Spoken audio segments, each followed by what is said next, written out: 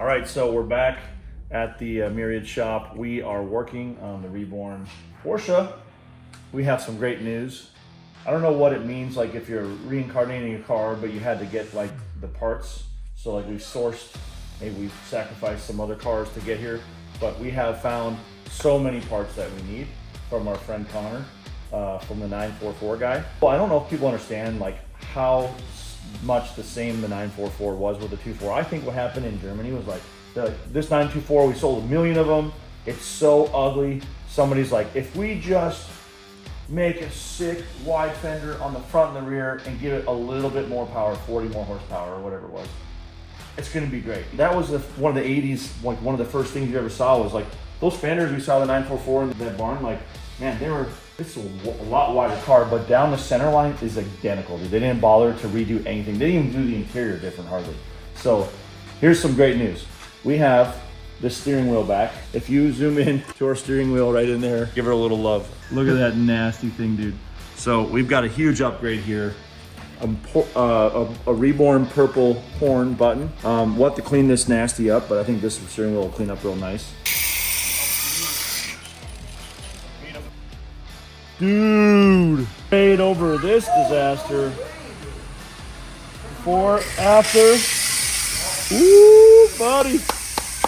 We have headlight buckets that aren't all beat in.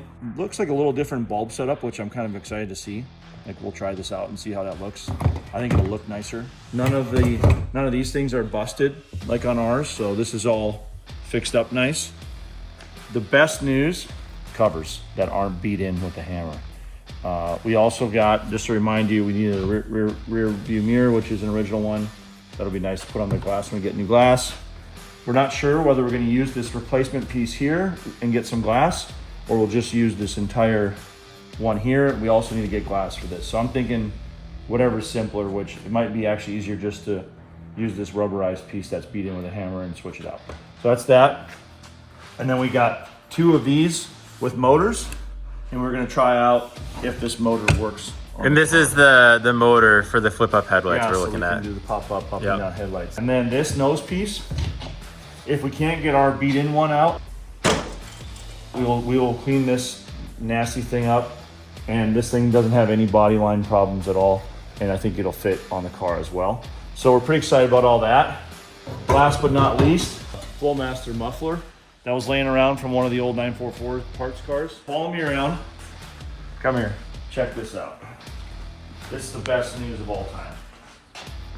This thing is gonna work. These fit in here just like you'd expect.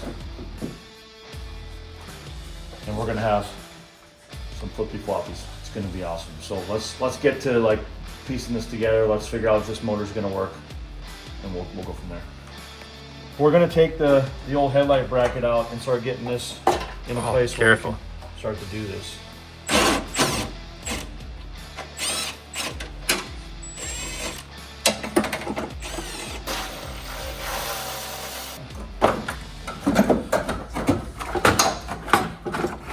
Okay, that's good. This, I think I need to take this off.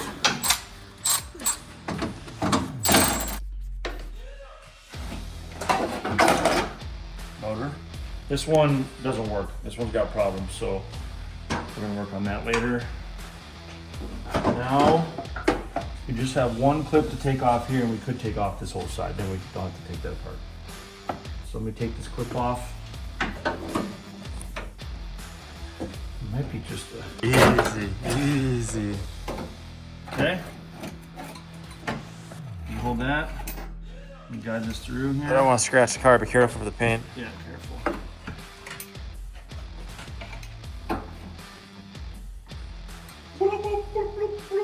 Let's go. So, headlight brackets are out. That one's coming, and we're gonna be able to reassemble like correctly a whole another unit. Put it in, get everything rotating right, fix these brackets, and we're gonna have working headlights. Let's go.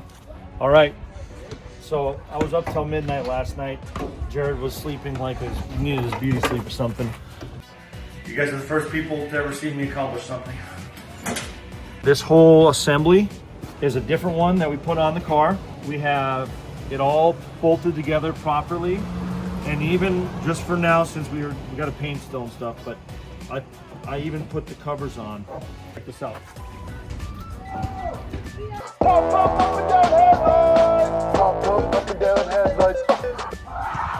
We have a game plan we have to put together with Wrench, because at this point we're kind of like all over the place, and so we're going to talk to Wrench about what the problem is that we want to solve. We have big body work to do. We have a trunk coming that we probably won't like quite install until we like play with the body work a bit. We have, follow me, we have a couple more problems. So we have, like, before we could even do glass, even if we were done with paint, we need to fix this. So maybe we'll work on this a little bit today.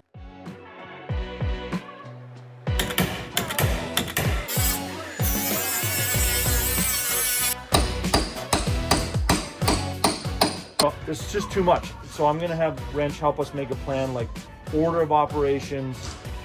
We've got to get the car ready to be where we might want to paint it. At least get it down to a state where we can decide, well, should we prime it? Should we paint it to? What do we do? And so I'm going to talk through it all with Wrench and we'll see where we land. All right, so I've got Wrench working on the plan right now. Do a paint prep set of tasks. So, like, look at this. Watch this homemade paint just come off the car. So we're gonna get to where, like, there's a body line here too, which we're gonna... You can be careful when you go over that. That's what he said? Yep. Okay. So Ian's giving us a little early advice. We're just gonna work, like, how bad is this paint? Look at that. Guess what color this car was, boys? Guess what color this car was? It was